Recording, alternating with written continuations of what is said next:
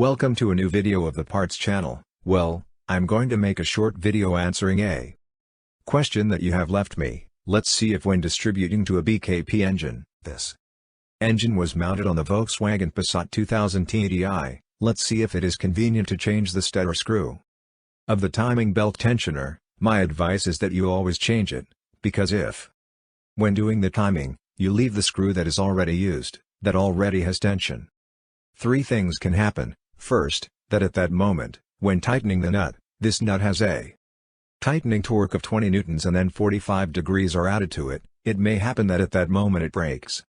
It may happen that at that moment it does not break, but it has been created a fissure, with which after a short time of circulating, this screw breaks, and it can also happen that with the tension it has, if we put a nut again, at those 20 newtons plus 45 degrees, we can damage the cylinder head. It may damage the cylinder head thread and other. Bear in mind, do not put glue on this screw or stud.